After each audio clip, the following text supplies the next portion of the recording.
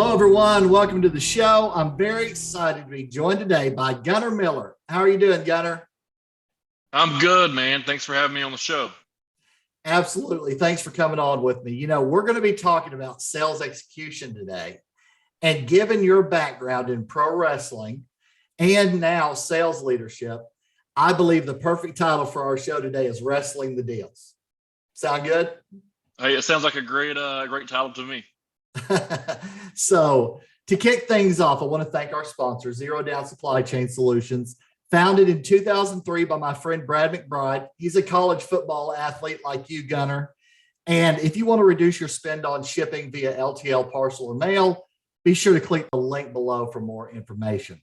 So for starters, Gunnar, what was it like playing football in college and getting recruited into the pro wrestling world?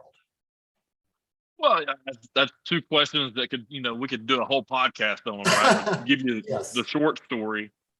Playing football in college was a dream of mine. Growing up, I always wanted to go to college to play football or baseball, and I wanted to go play professional ball of some sort. That was kind of my dreams growing up, my aspirations. So I wanted to go D1, no matter what it was, and I got the opportunity to do that at the University of Tennessee at Chattanooga. I was the last one that they signed going into that signing class when Coach Rush Huseman came over, and it was one of those opportunities where I showed up and I was like, oh, I am not ready for this. My high school didn't prepare me. The coaching didn't prepare me, and I wasn't as a high caliber football IQ as I thought I was at the time at a 3A public school in Chattanooga, Tennessee.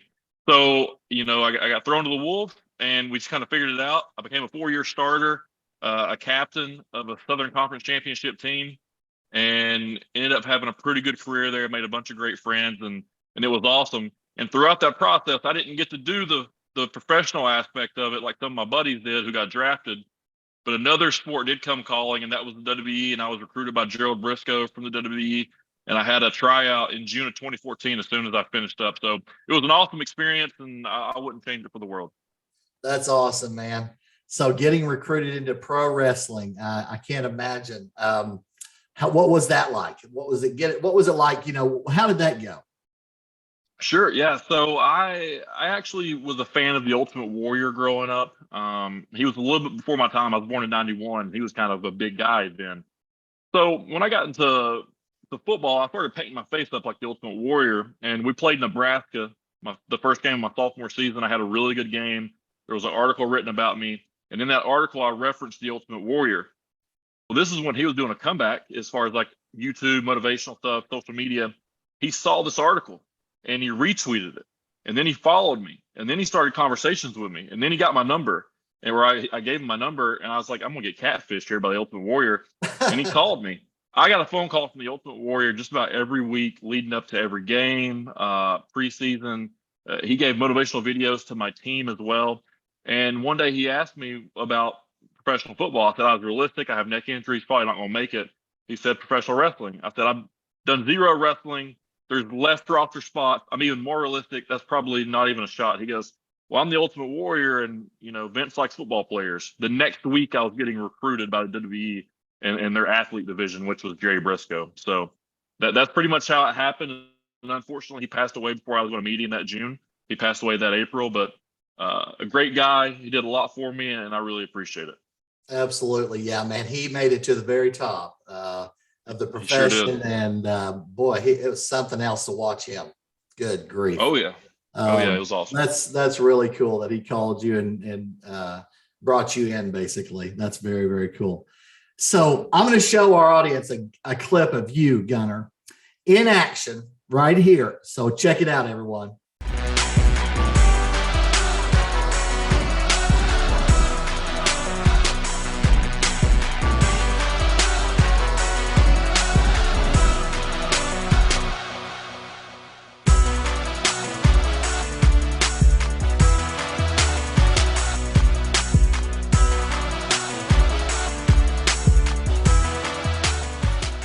So cool to see that.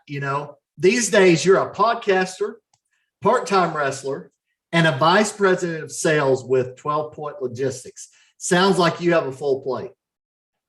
That's not to mention that I'm recently engaged, planning a wedding, and I've got a 6-year-old running around here as well. So yeah, the plate's full, but I wouldn't want it any other way.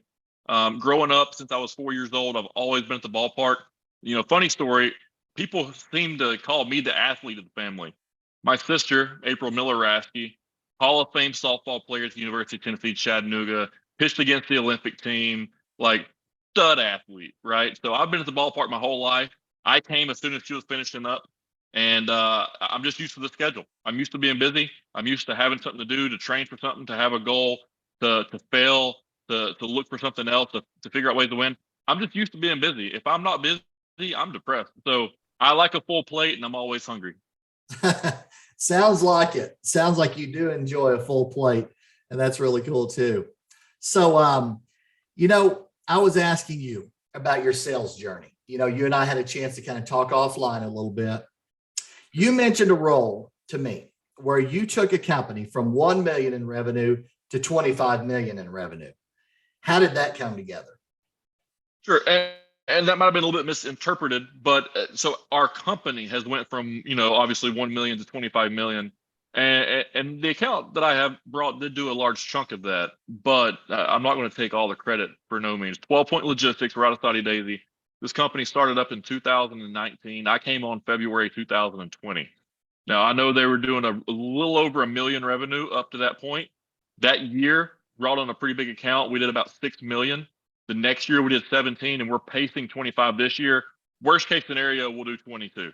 So that's what I mean when I say we've taken a company from 1 million to 25 million. And with my role being the vice president of sales and now handling all of our training of our sales team, the managing of our sales team, the leading of our sales team, and kind of installing a little bit of a cradle to a grave aspect with a split model approach as well. If you get a large enough account, I think those are some of the reasons why that we're starting to have success. Plus, we have a great operations team, a great customer service team, and a fantastic executive team with Jake Lowe and Jordan Matthews. So, we're set up for success here at 12 Point, and it's our fault if we mess it up.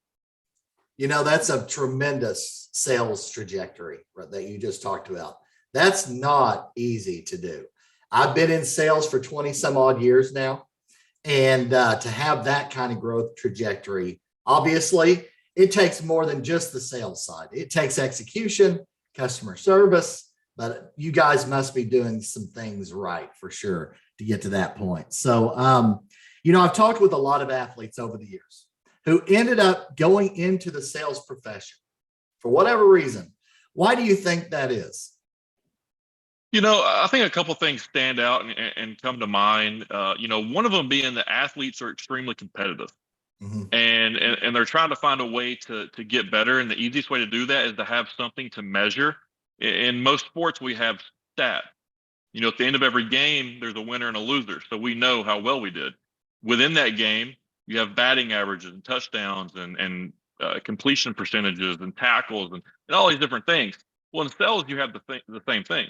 Your money is your wins and your losses. But there's so many different stats behind the money that can make the money go up or money go down depending on how well you do in those specific categories. Maybe that's your actions. Maybe that's your outbound phone calls. Maybe that's your closing percentage. Maybe that's how you handle objections, or if you actually even know what the objections are going to be to even have a rebuttal for it. It's an athlete mindset, and I think that's why it's such an easy crossover into sales and why guys are successful. And you'll see the guys that maybe were in sports that don't come over to sales and become successful is because they were the guys that were, stopping before the line at the games. They were the guys that weren't doing the extra rep. They're the guys that missing practice. Those are those type guys. Because if you have natural ability, you can kind of fake it in sports. But natural ability gets you nowhere in sales. You got to have that work ethic, and I think that's why athletes stick to it. Absolutely. Yeah, it's very competitive. It's fun. There's the wins. Of course, there's the losses. But you just work hard to get more and more wins, and there's the stats, like you said, is revenue growth, all those kind of things instead of tackles and all of those other things. So, sure. What would you say are 2 or 3 keys to success for making a big impact in sales? Well, the first thing you got to do is come in, and let's say you're on a team environment, you've got to fit in with the team. So you got to figure out, what is it that your manager is looking for out of you? What is it that your leadership team is looking for out of you? And overall, you got to have a decent understanding of the business and the money behind the business, because like, what does your company need from you? All right. And now you can kind of go out and figure out, well, this is, my monthly cost. So I've at least got to cover this. So what do I have to do to bare minimum cover this? All right. Now I want to make some money. What's my commission structure look like? Now you got to reverse engineer that. I think the keys to success is reverse engineering the outcome that you want. And you need to live in the future. Don't live in the past. Don't live in the no. Live in the yes. When you pick up the phone and make a phone call, that customer is going to say yes. Make them say yes. But you got to get a no first. Even if you get a no, make that no mean yes. Right. Like, A no doesn't necessarily mean it's over. Sure. No, Right. how you ask the question. Are you opposed to doing something? They're probably going to say no. Well, that no just meant yes. Like, you got to ask the questions the right way to get the answer that you want, whether it is no or yes, it's all the same thing. Yeah, absolutely. No, I've been through a lot of different sales trainings in my career. And a lot of times that no is their hesitancy, right? So then you have to talk with them about, what are your concerns? What is it that we can help you, understand? What are you not, so it's how you approach it from there. If they just say, I don't think so, I'm not sure, I don't think so, then you just end right there. That's not going to be very good for your career, probably. And another thing, real quick, not take too much time, but I would say personal branding is probably right up there with any type of sales skills that you can have in this market these days. Like, the more of a brand that you can become yourself, the more that people are going to know you outside of just 12-point logistics, whatever it is. When they think freight broker, I want them to associate Gunner Miller. Like, that's the type of brand that you want to go out there and do. Right. And that's where the podcasting comes from, the social media, the intertwining the pro wrestling with everything. Be different. Like, how many pro wrestlers are out there saying they're logistic sales professionals? I might be the only one. So it's a very small niche. I can be that guy, right? So go out there and be the person you want to be. It's all about acting in a gimmick, and it's very pro wrestling. So, it's fun for me. Absolutely. No, this whole era we live in, social selling, it's here, I think, to stay. And people want to know you, right? They want to know a little bit about you and get to know you a little better before they can actually do some business with you. So I think absolutely what you're doing fits, perfectly. So, Gunner, what are some of the best ways for people to get in touch with you? Yeah, well, the first thing I'd love for you to do is go to YouTube, go to the CWG podcast, which stands for Chat with Gunner Podcast. Subscribe to the channel. I'd really appreciate that. We've got about 2,170 subscribers. I'd like to get that up to around 3,000 here as soon as we could. You can go over to Twitter and follow me at Gunner Miller. The L's in Miller are ones. So my number was 11, Gunner Miller. L's are ones. You can find me at LinkedIn. You can just Google me for the most part, type in wrestling, and I'm the only Gunner Miller that's going to be wrestling. So you're going to get all kinds of stuff. Probably find out stuff that you really don't want to know. But at the end of the day, that's me and that's my story, and I can't change it. So go find me.